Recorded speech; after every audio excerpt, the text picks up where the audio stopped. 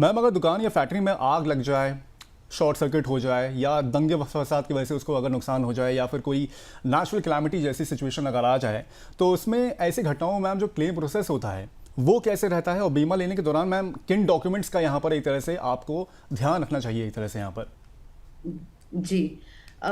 ये बहुत इम्पोर्टेंट है क्योंकि हम प्रीमियम ही इस हादसे के वजह से ले रहे हैं, तो हमको क्लेम प्रोसेस के लिए काफ़ी ज़्यादा अपडेटेड रहना ज़रूरी है। तो सबसे पहले अगर जैसे ही आपको लॉस हो, आप तुरंत ही इंश्योरेंस कंपनी या फिर आपका ब्रोकर या एडवाइज़र है, उनको नोटिफ़ाई करें।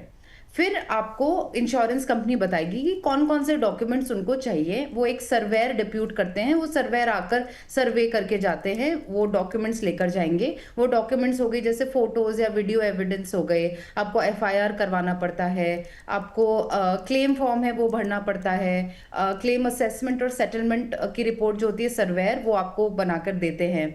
और डॉक्यूमेंट्स ज़्यादातर और क्या है कि भई डैमेज रिपोर्ट है, कभी-कभार ओनरशिप प्रूफ लगता है, stock valuation, incident report, FIR, police copy, ये सब मैंने आपको बोल ही दिया है। तो नोटिफाई द कंपनी, यानी कि सबसे पहले तो आपको एक तरह से जो कंपनी है बिल्कुल। जहाँ से आपने एक तरह से इंश्योरेंस लिया हुआ है उनको आप नोटिफाई ज़रूर करें। उसके बाद कई सारे डॉक्यूमेंट्स यहाँ पर लग सकते हैं, एफआईआर की कॉपी हो सकती है, उसमें फ़ोटो एविडेंस भी हो सकते हैं।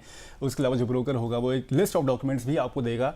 तो जब ऐसी कोई क्लैमिटी आए तो उस लिस्ट ऑफ डॉक्यूमेंट्स में जो शामिल डॉक्यूमेंट्स होंगे उनको आप एकत्रित करिए, इकट्ठा करिए। उसके बाद आपका जो प्रोसेस होगा वो एक तरह से यहाँ पर इम्प्लीमेंट हो जाएगा। मैम कई लोग क्या होता है कि बिज़नेस लोन भी लेते हैं और बैंक फाइनेंस भी एक तरह से यहाँ पर करवाते हैं जब भी कोई बिज़नेस शुरू करते हैं। तो मैम क्या उसके साथ भी कोई बीमा जो होता है वो यहाँ पर कंपलसरी हो जाता है ऐसे लोन्स के साथ लेना? बिजनेस लोन्स जब वो लेते हैं तो बैंक्स अपने आप कुछ-कुछ इंश्योरेंस पॉलिसीज़ हैं जो साथ में देती हैं, जैसे शॉपकीपर्स पॉलिसी हो गई, बिजनेस ओनर्स पॉलिसी हो गई, जिसके अंदर फायर वायर डैमेज का अपने आप कवरेज मिल जाता है। तो ऐसी पॉलिसीज़ बैंक अपने आप आपको उनके पार्टनर्स के थ्रू एडवाइस कर देती है। कंपलसरी नहीं होता लेकिन मैम, जहाँ तक कि मुझे जानकारी है, या नहीं, आपकी क्या राय है? कंपल्सरी नहीं होता, बट ज़्यादातर ये आपके हित के लिए ही होता है। मैंने खुद ने ऐसे क्लेम्स देखे हैं जहाँ इन छोटी-सी प्रीमियम की वजह से बहुत ज़्यादा बड़े नुकसान बचे हैं। तो एडवाइस दी जाती है एक तरह से, आपके हाथ में है कि आपको उसको लेना है कि नहीं लेना जी। है। मैम बहुत से व्यापारी सिर्फ फायर पॉलिसी लेते हैं, लेकिन आज के समय में अगर देखा जाए तो जोखिम उससे भी ज़्यादा एक तरह से व्यापक हो गया है। तो क्या सिर्फ मैम फायर कवर लेना अब पुराना और अधूरा कदम एक तरह से माना जा रहा है? आपको क्या कहना है इस पे? जी, एब्सोल्युटली। आई थिंक आज का बिज़नेस एनवायरनमेंट काफ़ी डायनामिक है और इसके अंदर सिर्फ फायर पॉलिसी लेना इनकम्प्लीट है।